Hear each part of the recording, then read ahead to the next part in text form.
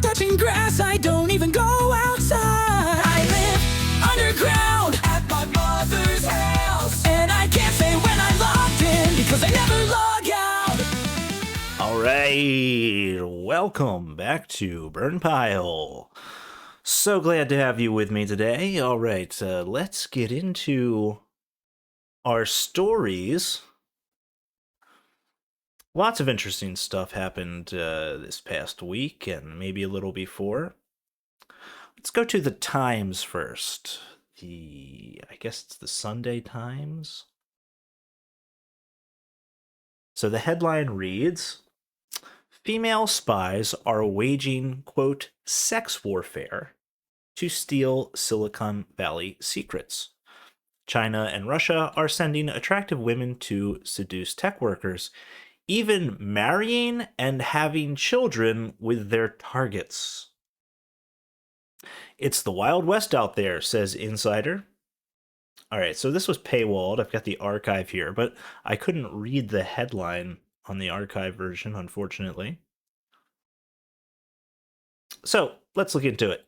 Chinese and Russian operatives are using sex warfare to seduce and spy on Silicon Valley professionals, industry insiders have told the Times. James Mulvanon, the chief intelligence officer of Palmier Consulting. You know, when I read this article, kind of skimmed it to get ready, I actually misread that. I think I misread that as Palantir. But look, I was wrong. Palantir's not involved. Leave them alone. Leave Peter Thiel alone. Okay, Palmier Consulting, which provides risk assessments for American companies investing in China, said he was one of the many men recently targeted by foreign seductresses hoping to gain access to U.S. tech secrets. Quote, I'm getting an enormous number of very sophisticated LinkedIn requests from the same type of attractive young Chinese woman, end quote. It really seems to have ramped up recently. All right. So we know what's going on here. The Chinese ladies, the sexy Chinese ladies, the sexy Russian ladies. You'd think they'd be like seducing generals or something, but I guess that's too obvious. Nobody wants to see like a general with like white hair with like a 23-year-old Chinese lady. Everybody's gonna know what's up right away. But some tech guy, maybe it's a little harder to spot. It gets better. It gets more interesting. Stay with me here. Mulvanon also described how at a business conference on Chinese investment risks hosted last week in Virginia, two attractive Chinese women showed up and attempted to gain entry. We didn't let them in, he said, but they had all the information about the event and everything else. He added, it is a phenomenon, and I will tell you, it is weird. Mulvanon, I don't know, maybe he's gay or something, or maybe he's worth enough that that the government just provides underage women to him or something. By the way, these are all jokes.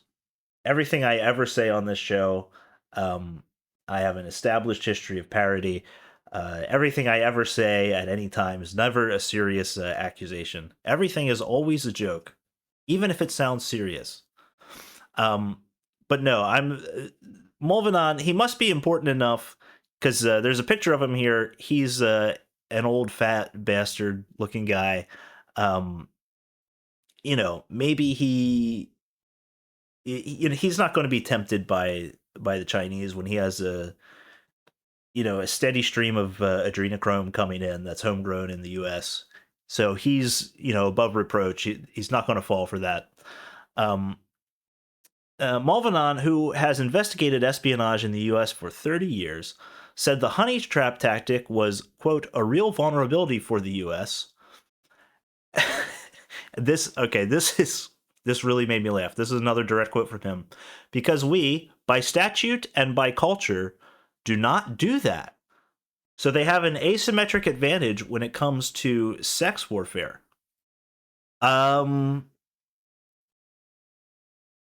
What was Epstein about then? You're talking about beautiful Chinese ladies trying to get into a conference where they shouldn't be.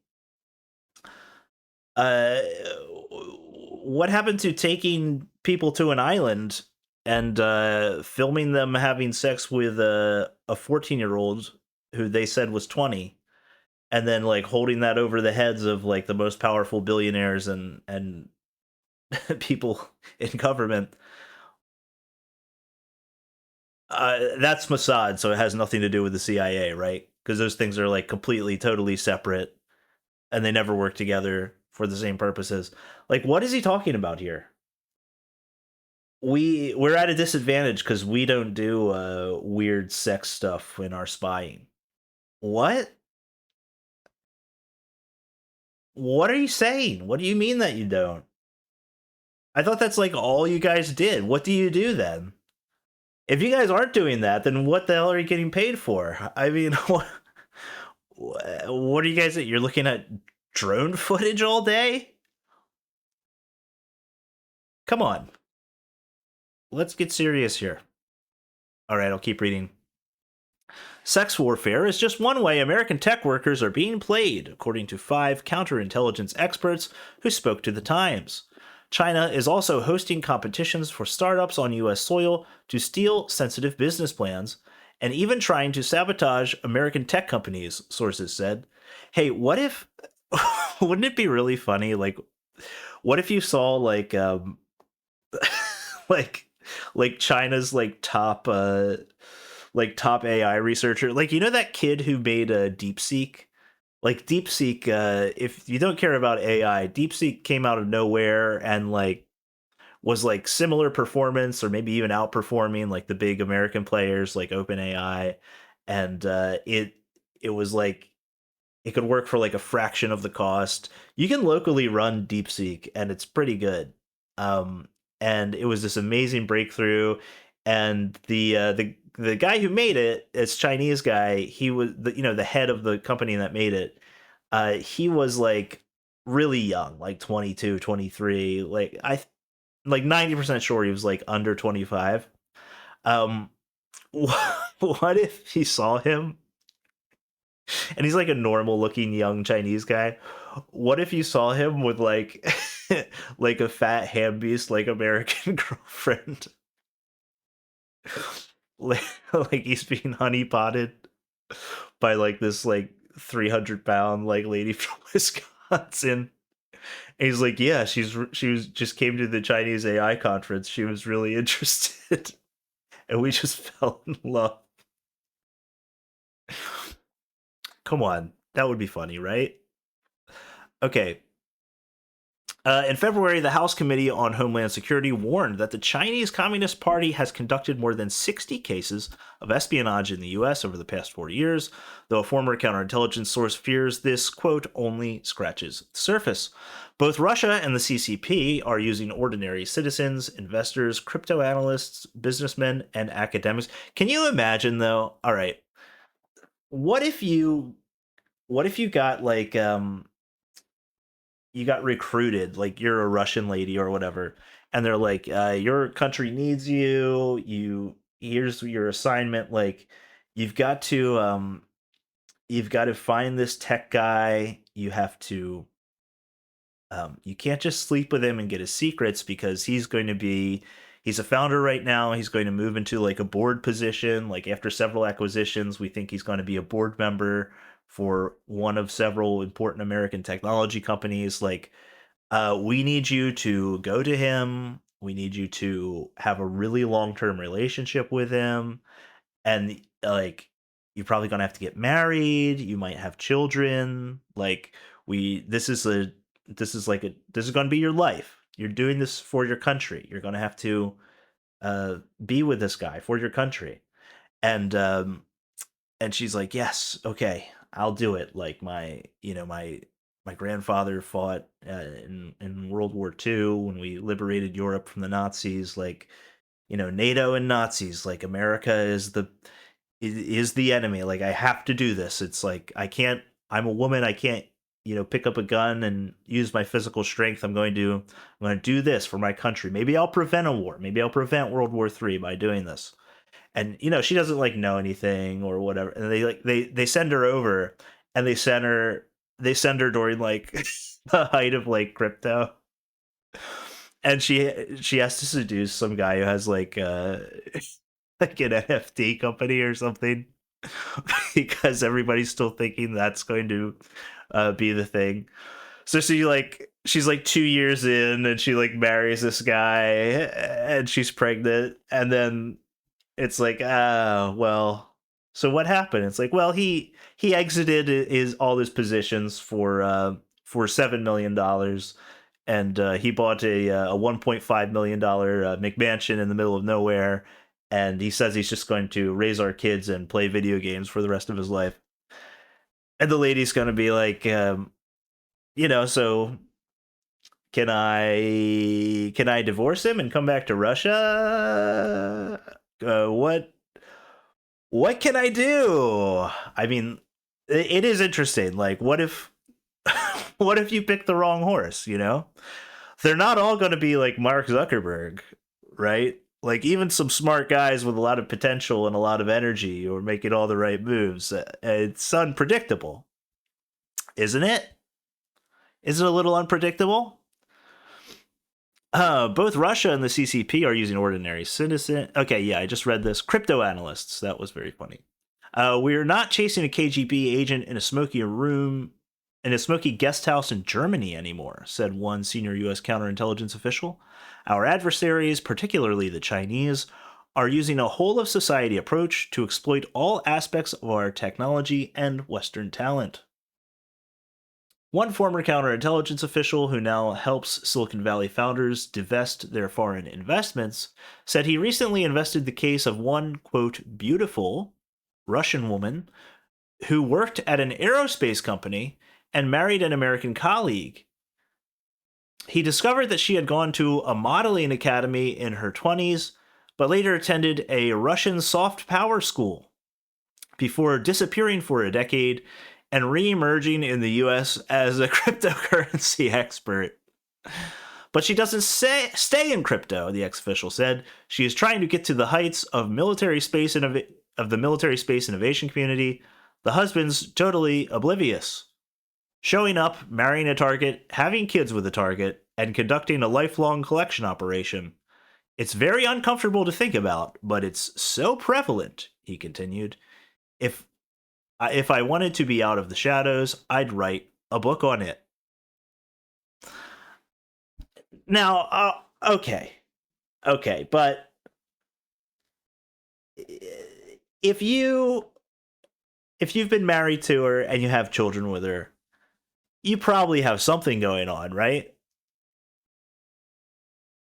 Like, if there's a team of like, 20 engineers working on some aerospace problem, I mean,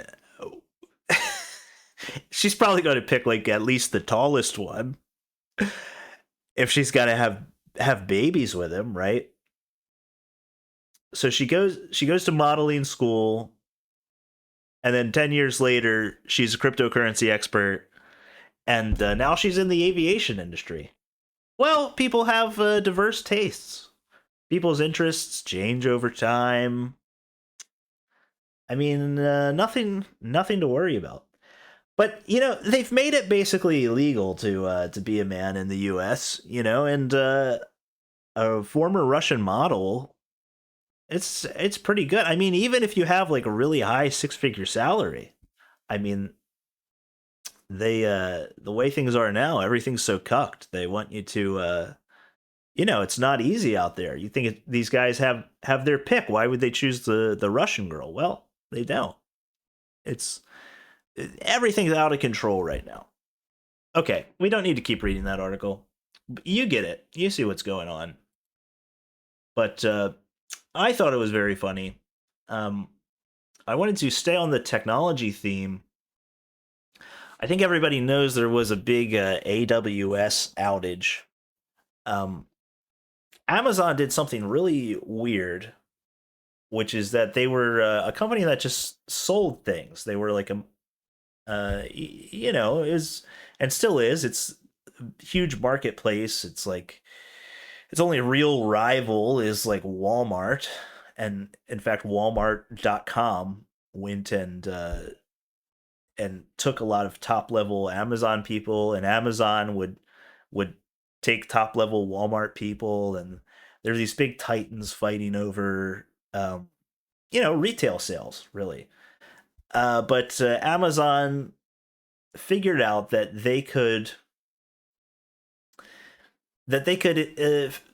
they had enough capital to sort of build their own electronic infrastructure, so they could stop renting out servers from other people. They could kind of hire the best engineers in the world and sort of build everything from the ground up. It's kind of this incredible business story that they did this, and that's what AWS is.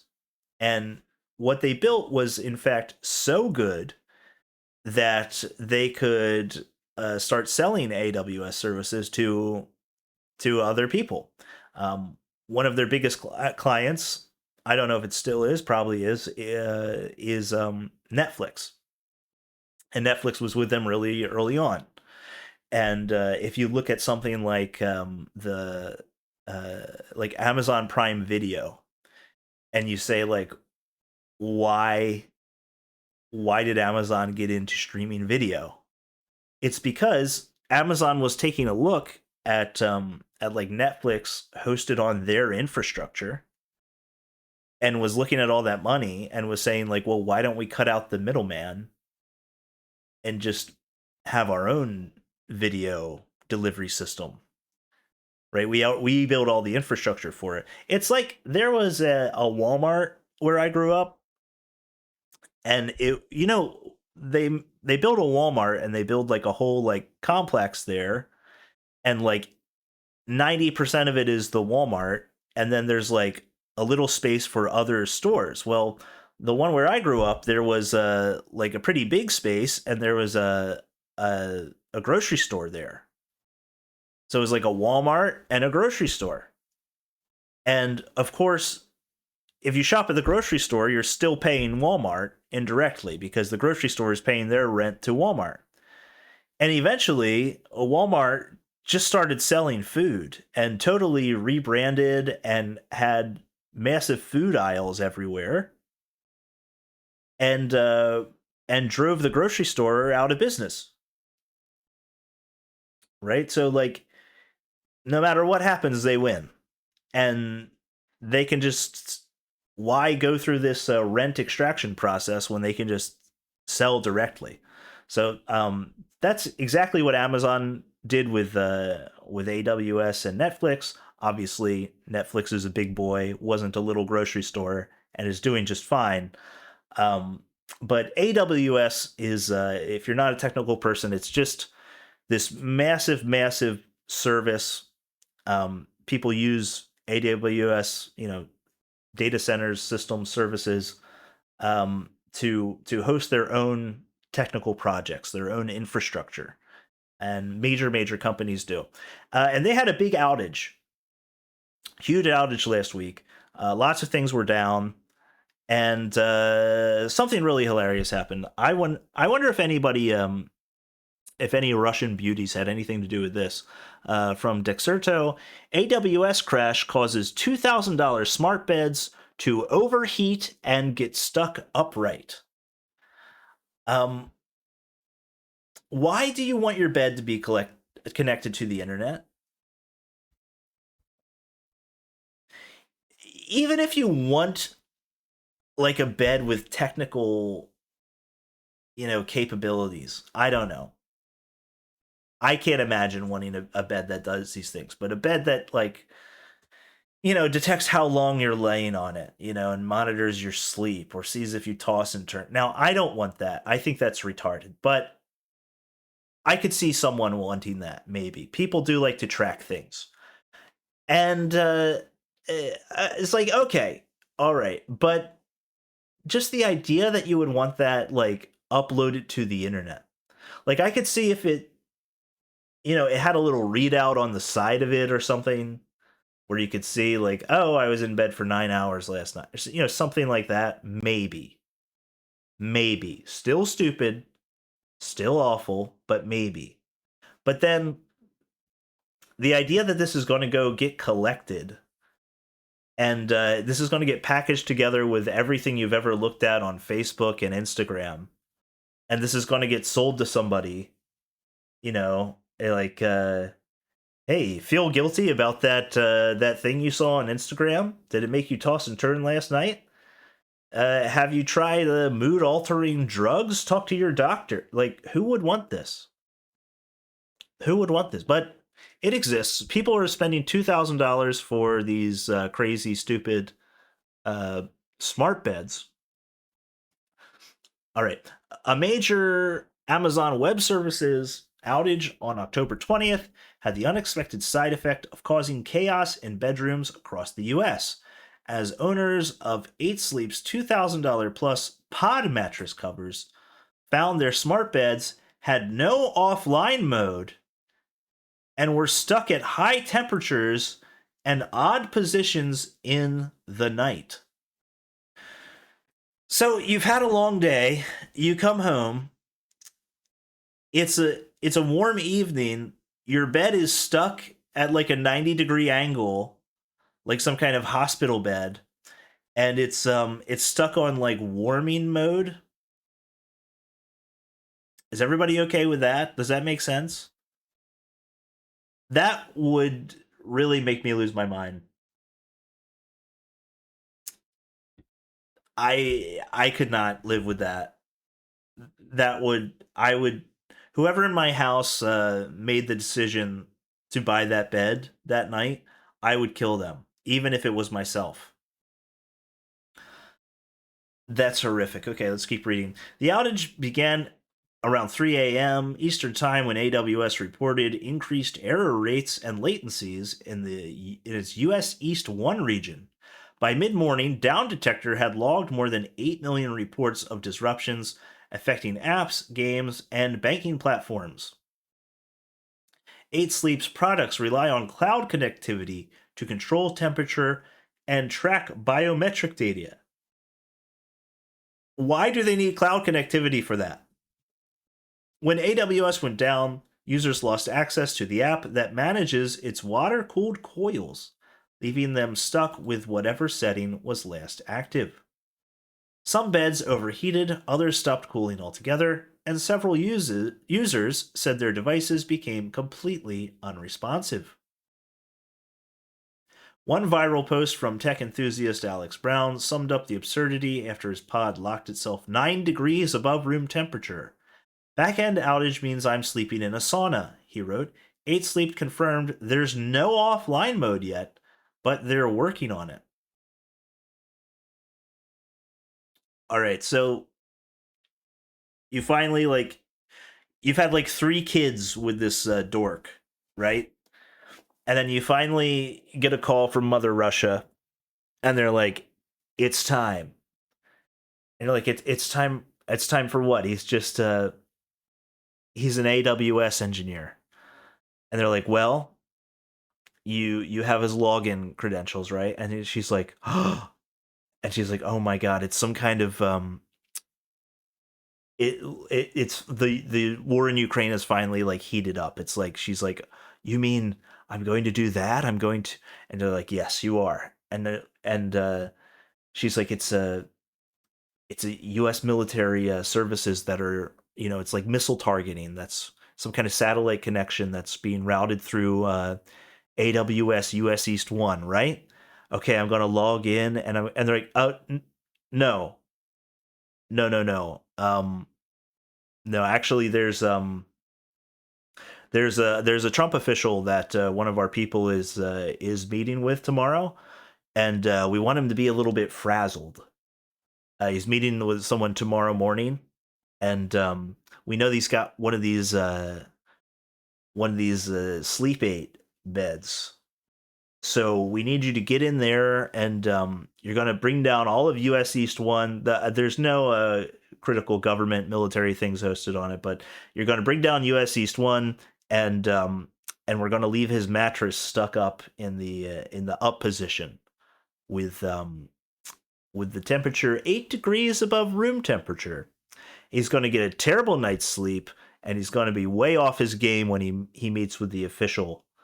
Now I know you've been with this guy for 15 years, this AWS guy, and we thank you for your service. It's all been worth it if we can get this guy frazzled tomorrow, right? I mean, what do you do? I guess you just have to be a loyal soldier. I guess you just have to deal with it. I mean, what can you do, right? What can you do? So you might say, Wizard Cat, all right, sex warfare, we get it. It's just spies. It's just, it's a whole loyalty thing, right? Like, will these women, continue with these dorks for 15, 20 years, have their babies, marry them? Will they continue doing this? Um, can they just mentally? How can they do it? Especially, it's I don't mean to be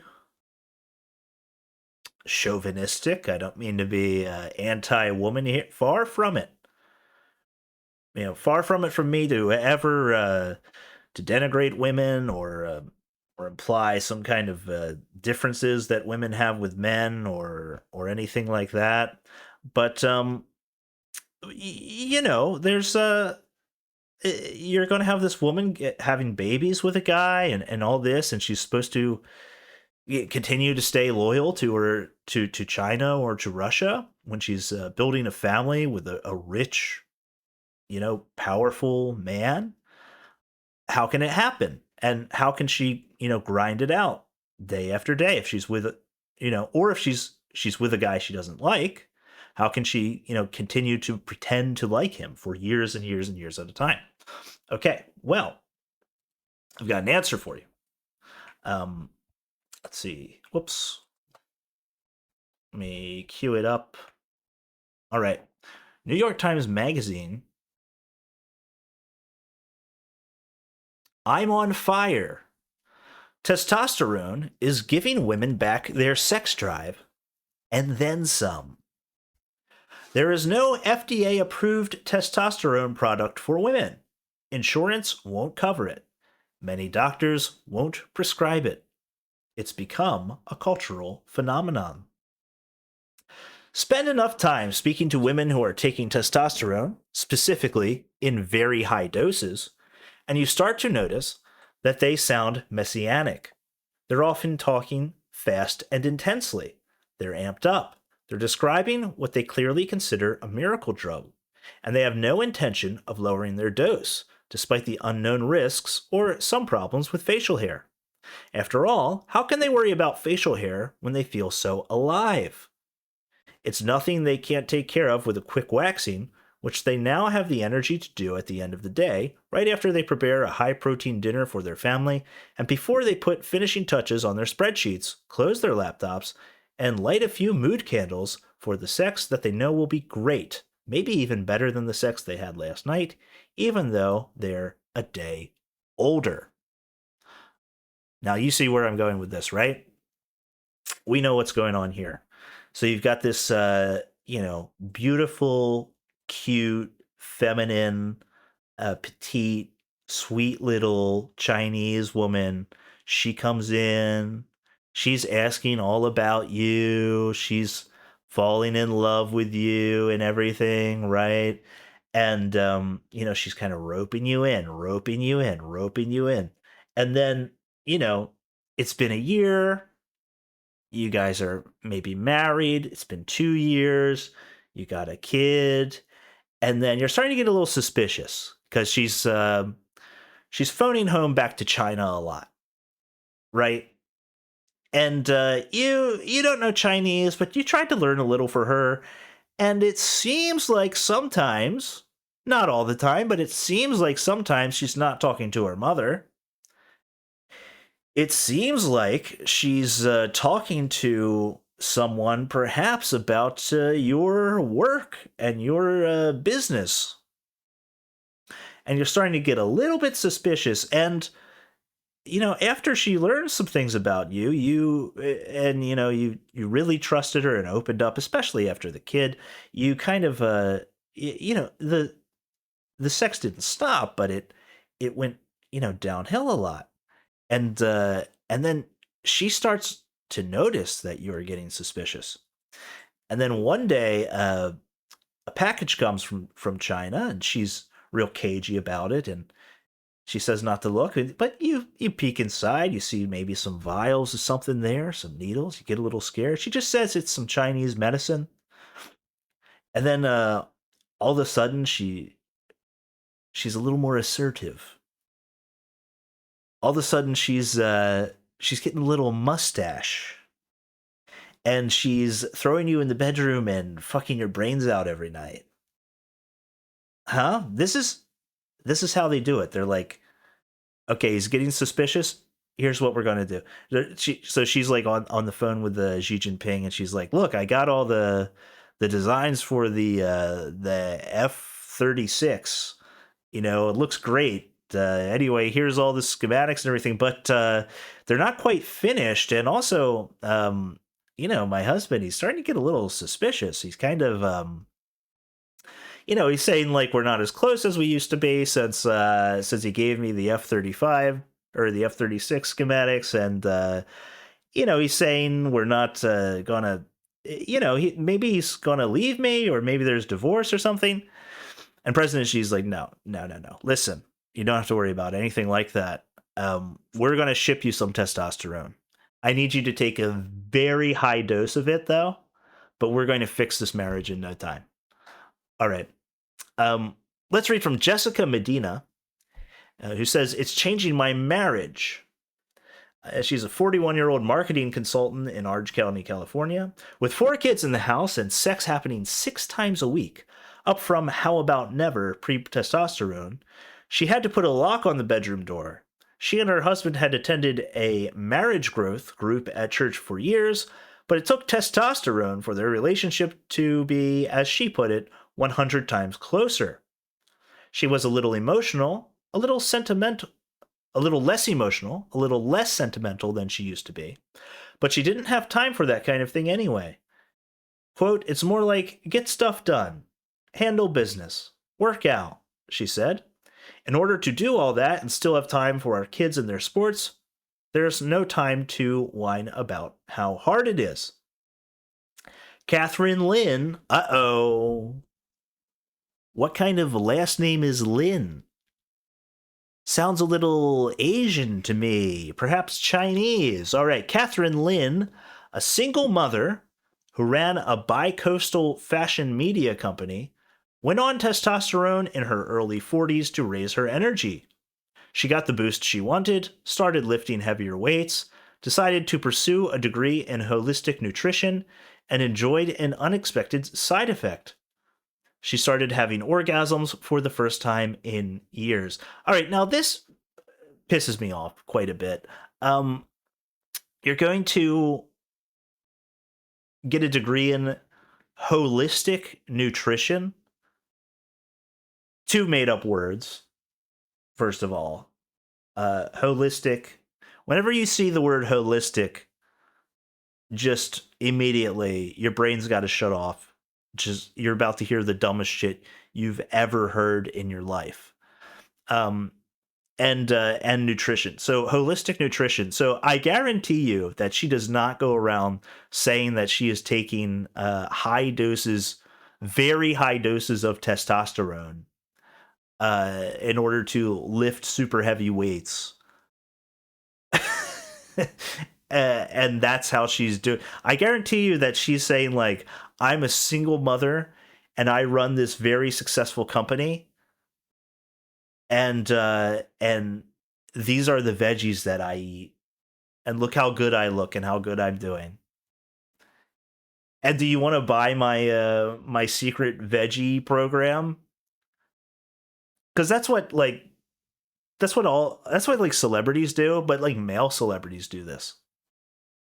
because they'll be like they'll go on testosterone, they'll go on HGH, steroids and everything, and then they'll get like jacked, and then they'll be advertising some like exercise equipment or some kind of diet program or something, and it's like, well, you don't look like that character in that movie because you're, you know, drinking kale juice, right? You, you got it's the steroid. That's the story of Liver King. Liver King's the most famous example of this. He's like, I'm eating animal organs, I'm eating lots of animal livers, I'm eating things raw, I'm back to the land, blah blah blah. And then it turned out he was doing, I forget what the exact number was. It's something crazy like $2,000 a month in steroids or something. And it was just like, okay, well, if you were just doing it out on your farm, hanging out with your kids and your family doing it, fine. I don't care. I'm not in your family. I don't really give a shit about that. But when you're selling something, even if you're selling like a lifestyle and you're not explicitly lying, it's still fucked up. Both Medina and Lynn are taking an amount of testosterone that's brought their levels higher than what women produce naturally at any point in their lifetimes. The way they and many women on these high doses talk about their relationships sometimes has the ring of romantasy, fantastic tales of sexual rejuvenation, and newfound intimacy. One woman in her 50s told me that after years of revulsion at so much of the thought of her husband's breath, she now looked forward to having sex with him almost every night. Even in the middle of sex, she said, she was thinking about the next time they could have sex. Another woman told me she'd had more orgasms in the past 2 years on testosterone than in the entirety of her previous life. Well, that's a weird sentence. In the entirety of her previous life. That's not how I would construct that sentence. Because it makes it sound like you're talking about reincarnation or something. Um, than ever before is what I would say. Had more orgasms in the past 2 years on testosterone than she ever had before that point. Um, a third said that after years of, quote, wanting to rip someone's face off, if her husband so much as touched her, she now actively pursued sex with him. If anything, she now worried she wanted it more often than he did. All right, well, juice those Chinese ladies up. If they start to complain about their disgusting white to pigu husbands, just juice them to the gills. Have them wax the mustaches off. Have them lift heavy. Have them go in there and rape those white boys into submission. It's the only way. All right. Well, if you listen to the bonus episode, you know that I was really excited for the robbery of the Louvre because there was finally some white crime back in the news, and that's very very exciting. I mean, I'm assuming the guys who did the Louvre robbery were white. Maybe they weren't. If they weren't, then I'll admit I'll be disappointed if the people who stole the crown jewels from France uh, were not, if they're Mexican or something, I'm going to be like, what the hell, right? But we've got a little bit more white crime in the news. Now it's white with an asterisk because it's Italian mafia stuff. And are Italians white? My answer is no. Nevertheless, desperate times, so we'll take it. Let's go to the New York Times here. U.S. charges NBA coach and players in gambling schemes. More than 30 people were indicted on Thursday in a case involving insider bets on basketball games and poker games rigged by mafia families. All right, so this one they had to get some white crime back in the news. They had to, the past is a locked door, right? You can't go back. Like, the Godfather era is over. Goodfellas is over. Even, The Sopranos was kind of showing like the end of it, right? The very tail end of these Italian sort of crime operations. You you're never going back to that. You can't, right? The past is a locked door. You can't go back. What you have to do to get white crime back in the news is you're going to have to make alliances, right? And why not go for the gold? Why make alliances with black criminals? No, no, because that's what you'd think, like Crazy Joe Gallo or something. Like make alliances with black criminals, do things with. No, no, wrong, bad thinking, poor thinking. The really cool thing is to make alliances with black basketball players. Right? Um, let's see. There's got multiple headlines here. There was a really great New York Times article that I saved, but it was deleted actually, and uh, they've kind of divided it into these separate stories because the story is so big. Um, there's there's like multiple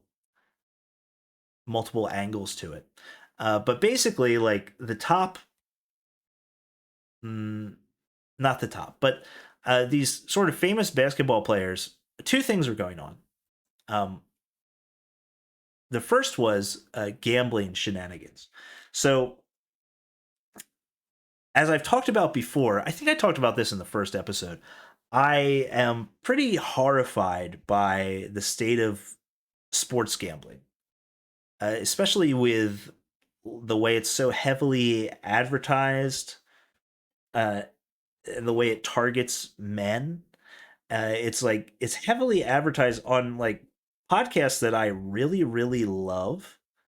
They'll like stop and advertise sports gambling, and I think it's horrific. To me, it's like stopping an advertising to do like a heroin ad or something. It's like, what are you doing? Knock it off. It's morally wrong. I'm not a moral fag at all, but that's ridiculous. Um, Even podcasts that take like a moral stance on something, sometimes they'll still stop and do a fucking gambling ad. I absolutely hate it. And it's like gambling in such a way where it's on your phone, connected directly to your bank account,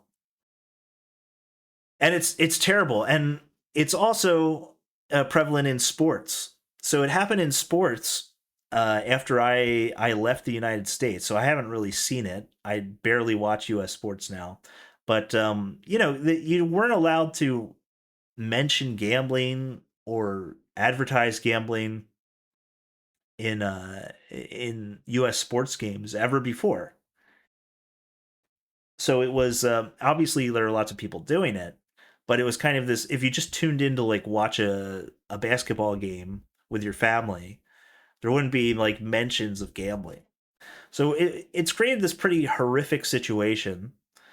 And now we can see kind of another side of the bad things that are going to keep happening now that this gambling is so prevalent and such a big part of the sport. So the big example that's being talked about, being written about in all these articles, is there was a player who went out early with a foot injury, and they're saying he faked the foot injury.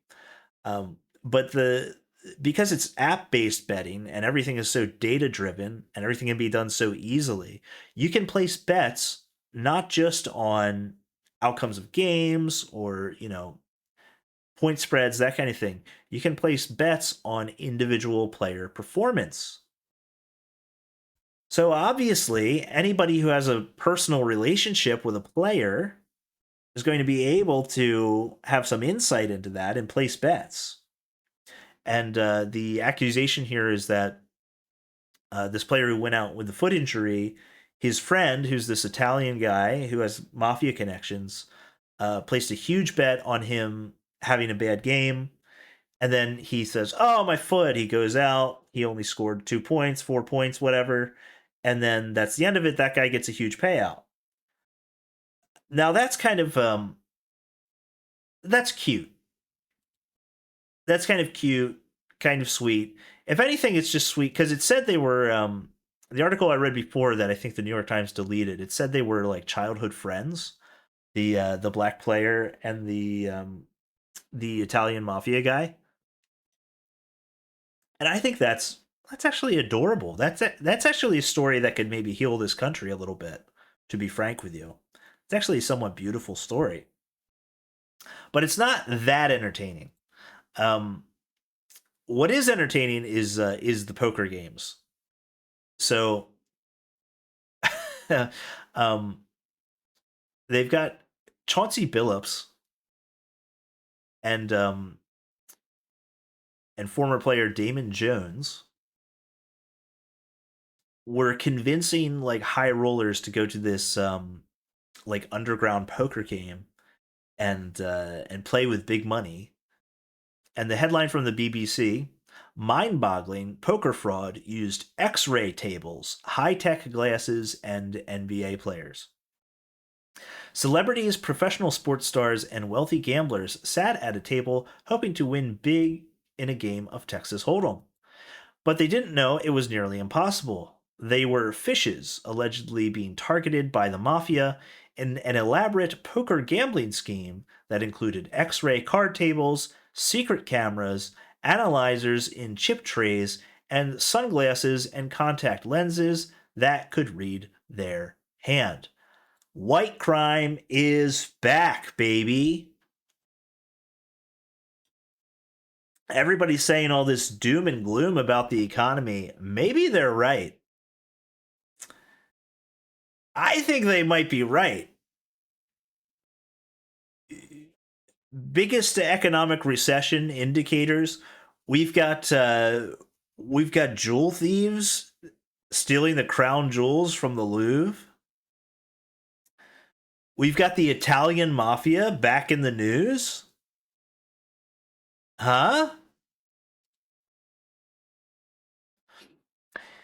It's in what sounds like an Ocean's 11 film plot. Prosecutors say these unwitting victims were cheated out of at least $7 million in poker games, with one person losing at least 1.8 million. So you might say these are small crimes. 7 million is a lot. You remember the classic. My reference point for everything is just going to be Goodfellas. I have no culture. I have no taste. I've just watched Goodfellas 600 times. You remember in Goodfellas with the big heist, the Lufthansa heist where they stole like $5 million.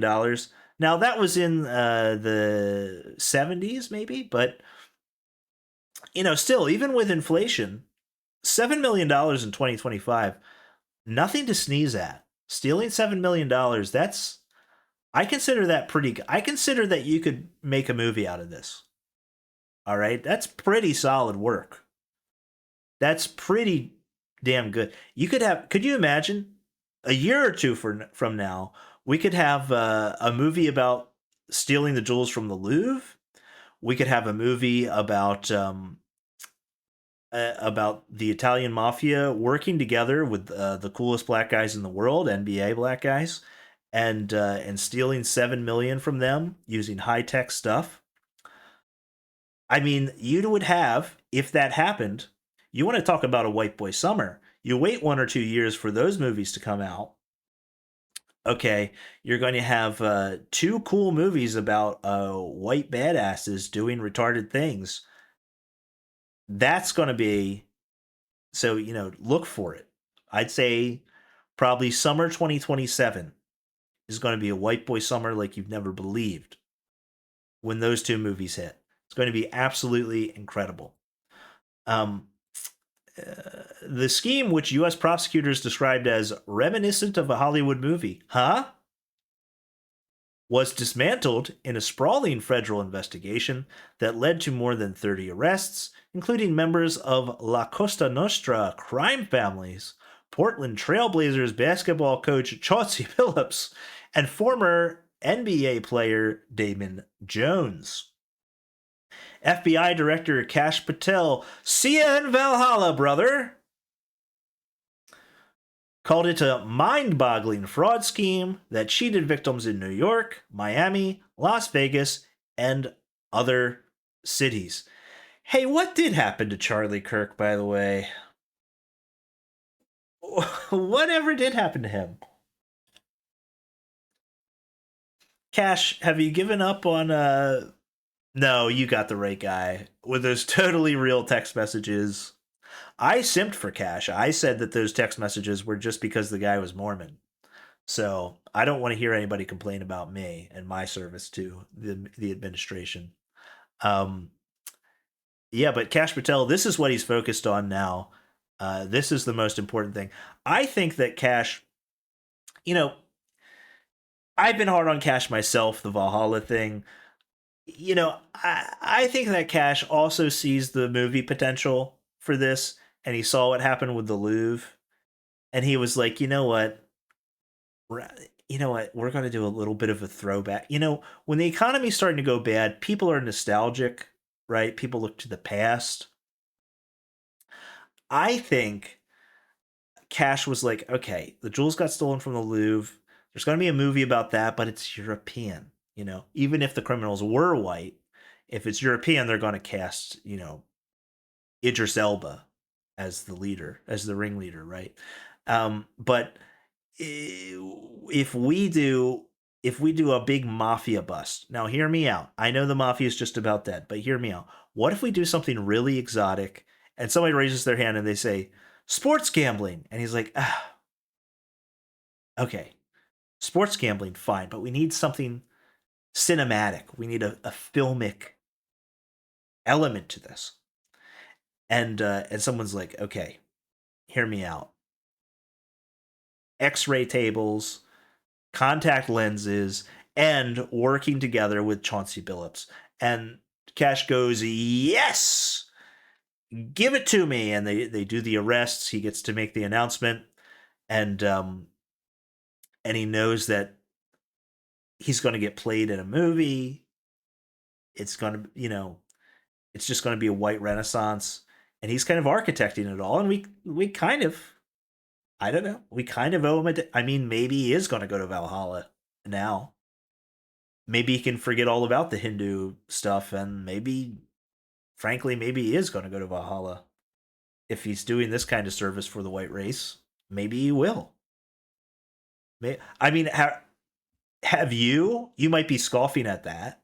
If you're a listener of a certain persuasion, you might be scoffing at that. But I want you to look inside yourself and have you architected a white boy summer for anybody? Probably not, right? Maybe you've enjoyed one, but have you architected one for other people? And how are you going to get into Valhalla with Charlie and with Cash? You need to start looking at yourself. Start looking at yourself. Arrests in the scheme were announced on Thursday, along with those in an alleged basketball betting plot. That's what I already talked about. The underground poker scheme started as early as 2019, prosecutors say. Yeah, previous administration didn't go after that. Previous Trump administration didn't go after that. And was allegedly operated by the mafia, specifically by members of notorious crime families, including Bonanno, Gambino, Lucchese, and Genovese. Wow. They're bringing it all back. A cut of the profits, prosecutors say, helped fund their criminal enterprise. Now, all right. Okay, correct me if I'm wrong here. There is a part of this story I actually don't understand. And this part is I'm not making a joke here. If you participate in an underground poker game, which my understanding of that phrase would be an illegal poker game, it's not at a casino, it's not, there's nobody's paying a license, right? Uh well, don't you not have a right to go to the FBI about this? Because if you're at a casino and the casino, which has a gambling license, has set up an X-ray table and has it so some players can read the cards on the table with their in their sunglasses, and you figure that out, then you can go to the FBI. The FBI can get involved. There can be prosecutions. You can get your money back. Um, if you're going to an illegal gambling, isn't it like someone like robbing a drug dealer and the drug dealer can't go to the cops? I mean, if you go to an illegal poker game and you get cheated, how can you how can you go to the police? I don't understand. I mean, really, I'm not actually making a joke here. I don't understand. I mean, I understand the FBI shutting down the game. I guess that's it. They're kind of just announcing they're shutting down the game. They'll probably seize whatever money they can, but if the FBI seizes that $7 million, right? If there's like that $7 million in illegal winnings in all these families, and the FBI seizes that money, are they going to pay it back to the players um who got their money taken? I would think kind of not, right? Because they're doing something illegal. It's like getting your drug money back. It's like I paid him for the drugs, and hey, I paid that drug dealer, and he ripped me off. You just arrested him. I'm here for the cash. You can't do that, right? What are they supposed to do? I don't know. I'm kind of at a loss here. A little bit at a loss.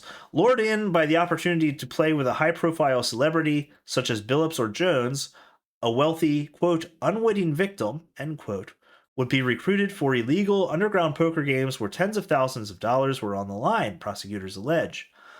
Unbeknownst to the lured in players, referred to in the scheme as a fish, everyone surrounding them was in on the elaborate scam, from the players to the dealers, even the technology used to shuffle the deck and count the chips, according to a lengthy federal indictment. Sophisticated wireless technology was also used to deceive the players during the games, most commonly in Texas Hold'em. All right. The technology was everywhere: X ray table that read any face down cards, analyzers inside chip trays, a rigged shuffling machine that read cards and predicted who would have the best hand, and pre marked cards that allowed those wearing special sunglasses and contact lenses to read what was in everyone's hands. This does sound like a really cool movie.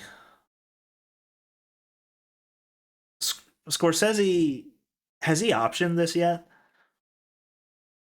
I'd be happy if Scorsese optioned this and it was his last movie, but just no digital de-aging, because something has happened with The Irishman. Uh, the Irishman came out and no one could get over the digital aging stuff, the de-aging of the guys. And The Irishman was actually, I thought, a very very good movie, and I liked it a lot. But lots of people just couldn't get over the bad de-aging, and the scene where De Niro is supposed to be like 40 and he's like kicking this guy and it looks like an 80-year-old kicking a guy. It just looks really bad. Now I personally, it's a 3.5 hour movie or something, and it was, all of it was good except for those little things. So I got over it, and I just really really enjoyed that movie, and I can admit that it's flawed in that way. Lots of people just never got over that, and never, it's a shame they never got to watch this like really, really entertaining, very good movie. So Scorsese's got to be allowed to do this, but he's just got to get over hiring Robert De Niro for everything. It's got to be somebody else.